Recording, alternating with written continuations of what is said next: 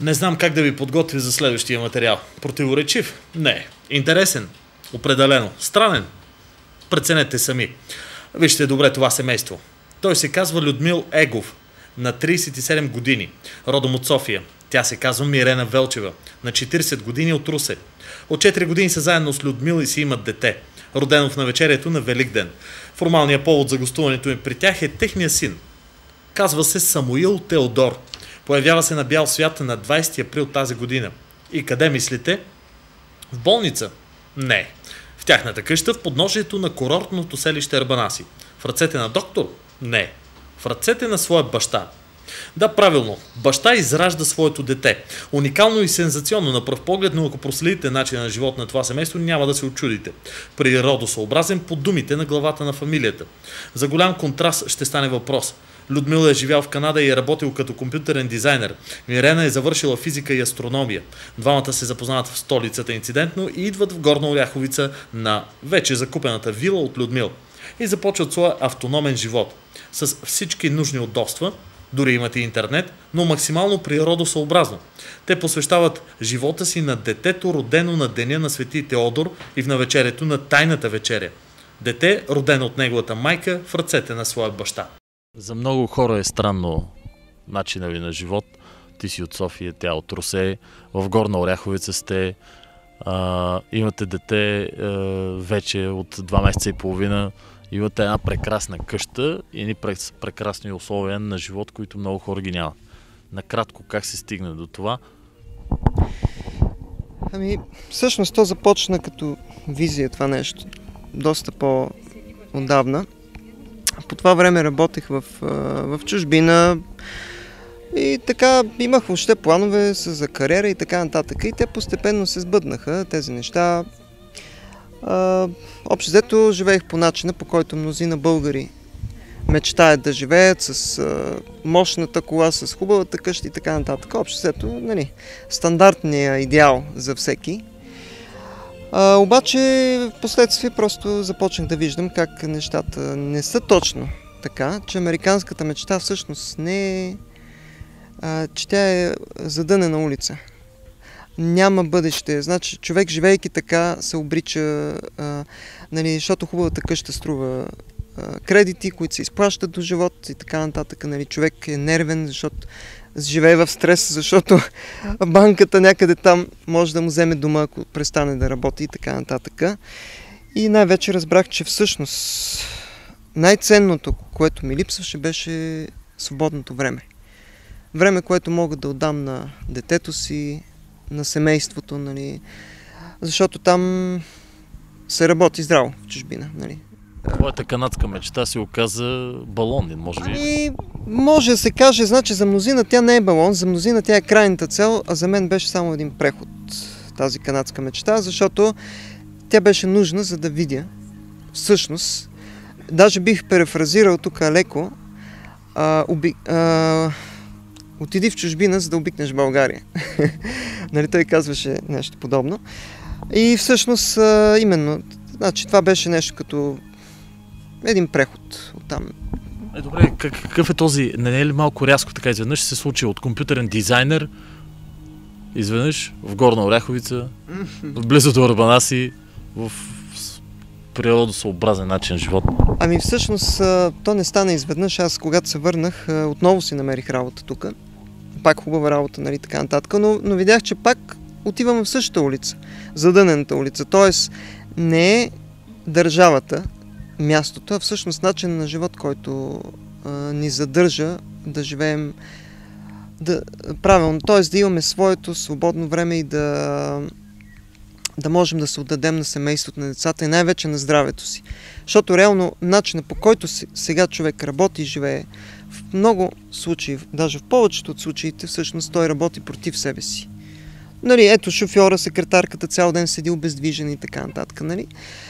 Това нещо го разбрах на свой гръб, разбира се, защото дойде и време, когато се разболях, нали, още в Канада, защото неизбежно е човек от обездвижване, нали, от начин на живот. И в крайна сметка се оказа, че с пари не може човек да си купи здраве. Това много хора го знаят. И не е имало човек да не дойде тук и да каже, искам да живея като вас. Но винаги следващата дума е ама, какво ще правя? Как ще печеля пари? Как ще издържам семейството? Добре, как печелиш ти? Как издържаш? Значи не е сложно, защото идеята е, че ние така си устроихме живота, че да живеем максимално икономично, без да се лишаваме от удобствата. Тоест, ето, например, тази къщичка с всичките си спестявания я преустроих, направих локално парно, изолирах я, подове, тавани, стени, всичко, нали. Направих слънчева инсталация, която да топли водата със слънце. Водата се захранва от кладенец и така практически винаги имаме гореща вода безплатно и зима и лете. Зимата водата се топли от парното. Дървата, понеже къщата е много добре изолирана, ние реално с 4 кубика, 5 кубика максимум отопляваме цялата къща и е топло вътре цяла зима. И в момента реално единствените разходи са за електричество. Значи имаш примерно 30-40 лева максимум, което включва топла вода и прочее, нали? Докато на много хора това им се струва фантастика, за нас е реалност. Нали, идеята беше, когато имахме някакви средства, да ги вложа, така че когато нямаме средства, вече да можем да живеем по-скромно. Пералнята, например, е направена така, че да тегли топлата вода направо от колектора и не топли вода, не харчи ток, нали, и така нататък. Нали. Това всичко съм го замислил. И от колко години живеете така с твоята съпруга? Значи вече 4 години сме тук. Така че мога да кажа вече убедено със сигурност, че начина, по който живеем, е наистина единственият правилен начин, защото той не ни лишава от удобствата. Както виждате сами в момента, ние си имаме всичко необходимо, но същевременно ни дава много повече. Ето сега детето е винаги с мен. Аз мога всяка негова усмивка да хвана, това ме изпълва със щастие. Нали. Отделно час всичките ми здравословни проблеми изчезнаха, откакто сам се грижа за градината, нали, ето събирам плодове и така нататък. Тоест нещо, което преди не можех. Аз преди стоях в един офис на климатик и работех, за да мога да платя на някой друг, който да отиде в гората или еди къде си и да събере моите билки и гъби. И този човек съответно, той има здраве, аз нямам, защото той ходи там, аз седа в офиса. И всъщност... Каза за детето. Да стигнем до тук за нещо, което определено предизвиква голям и ще предизвика със сигурност голям дебат в някой смут, в някой недоумение, в някой възхищение дори. Раждането на това дете. Много хора първоначално като разбраха, някои бяха шокирани, други реагираха нормално. Повечето възрастни хора казват, голяма работа, баба ми е раждала на полето. Нали? И други казват, няма какво, нали? Но общо взето тези хора, по-младите и нали, така по-консервативно настроените, те значи общо взето и двете крайности, от осъждане до пълно споделяне на нашето виждане. Значи всъщност... Да обясним, вашето дете се роди във вашата къща, твоята съпруга е на 40 години, което принципно за специалистите предвещава едно тежко раждане, но въпреки, освен че не е било тежко, ти си бил човек, който е изродил съпругата си. Сега, ние бяхме много добре подготвени за това нещо. Тя самата го желаеше, защото първото й раждане, просто първото й раждане е било в такива условия, които тя не би искала никога да се повторят. Нали, просто няма начин в родилния дом да обърнат персонално внимание по този начин, по който нали, и просто това изживяване. Там доктора не може да изживее тая радост, нали, защото за него това е рутина, която той не може да сподели радостта, не може да й помогне духовно, т.е. с усмивка, да я хване за ръце, нали, да й вдъхне това нещо. Аз лично смятам, че това нещо много допринася за едно безпроблемно раждане. Това родилката се чувства спокойна. Тя когато раждаше, свиреше хубава музика, беше топло, тя беше в позната обстановка. Ние, разбира се, преди това бяхме нали, бяхме водили на ехограф, нали, всичко беше нормално, детето си беше в нормално положение, нямаше никакви изгледи за лошо раждане. Освен това, преди да роди, преди да зачене още, тя направи едно пълно изчистване на организма си. Което даде просто един вид изчисти къщата за това бъдещо дете. Какво ще рече пълно изчистване? Значи, това включва изчистване на лимфната система със специална диета, изчистване на черния дроб с зехтин, изчистване на храносмилателната система с билки, с хидротерапия и така нататък, което всъщност осигури безпроблемното зачеване. Имаше такъв момент, между другото, също интересен, че тя не можеше да зачене 2 години. И даже бяхме тръгнали по специалисти и така нататък. И в един момент се усетихме, чакай сега, ако природата не дава тя да зачене, значи има причина. Не е номера да заобиколиш причината с инвитро или с нещо друго. И просто решихме, щом природата това нещо го възпрепятства, значи ние трябва да направим нещо. След това изчистване, тя зачена веднага. Просто явно природата е решила вече, че може да даде зелена светлина. И в какво вярвате? Ами, аз вярвам в добрината в човека. Вярвам в това, че човек изначално е роден с красота в себе си, с усет към доброто, с усет към финното, към природата.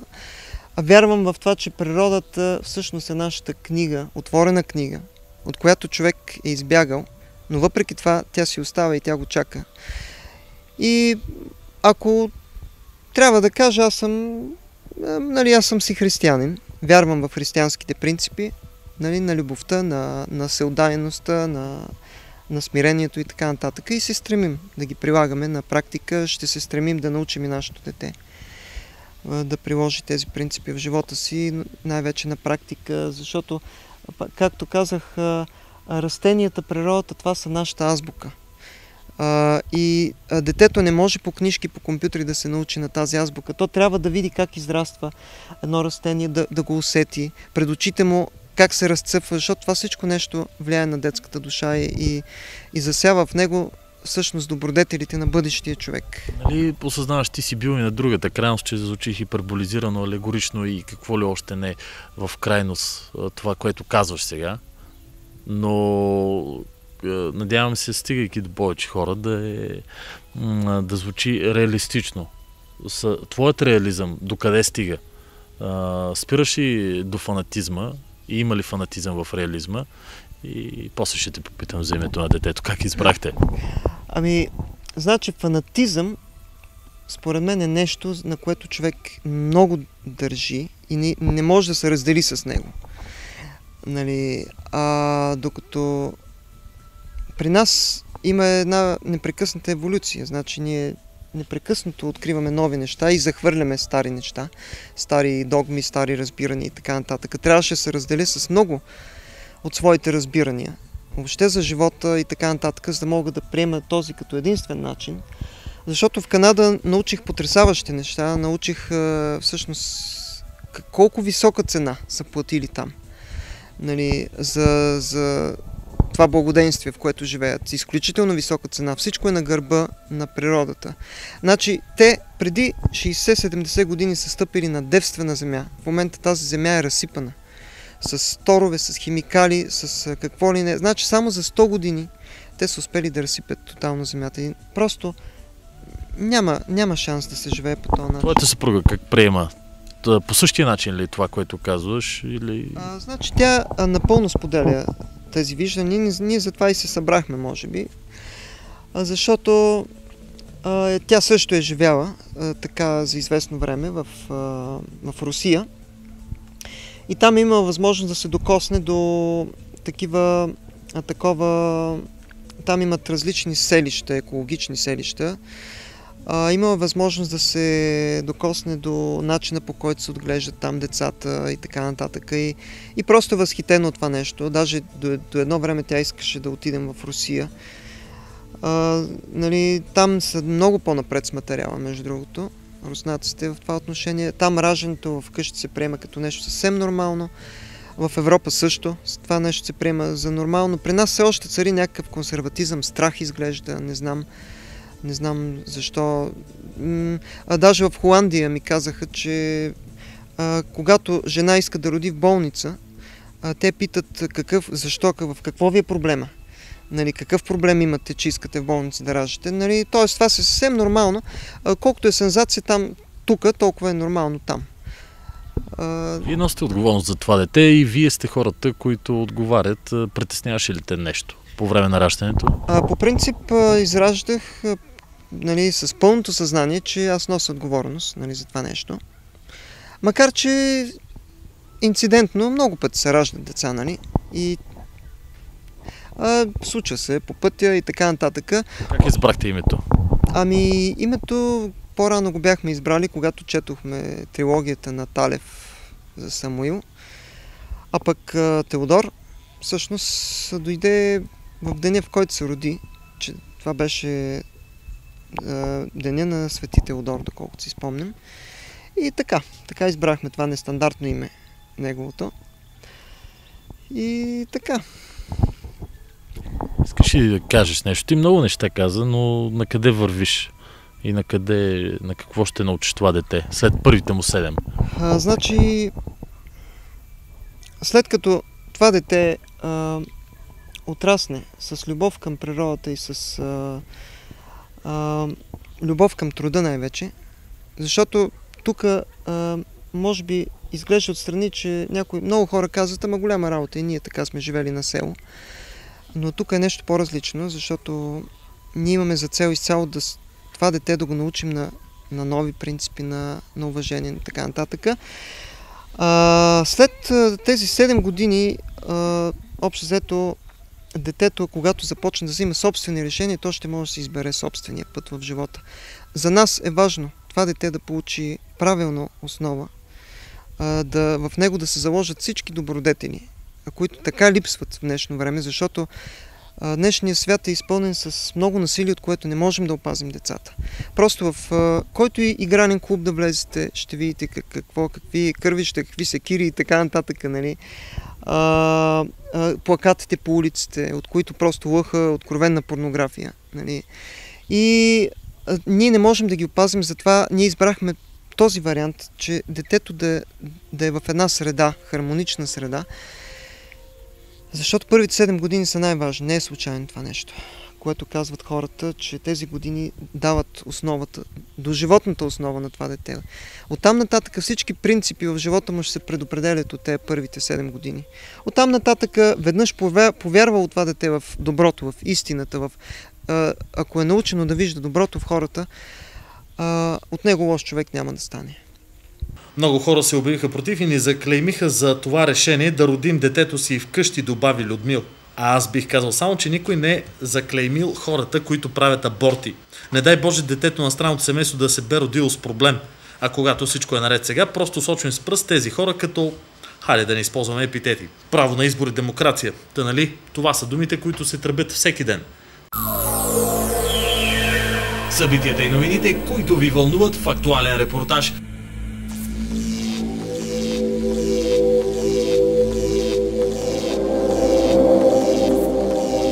Всеки вторник и четвъртък след информационната емисия на канал Раховец.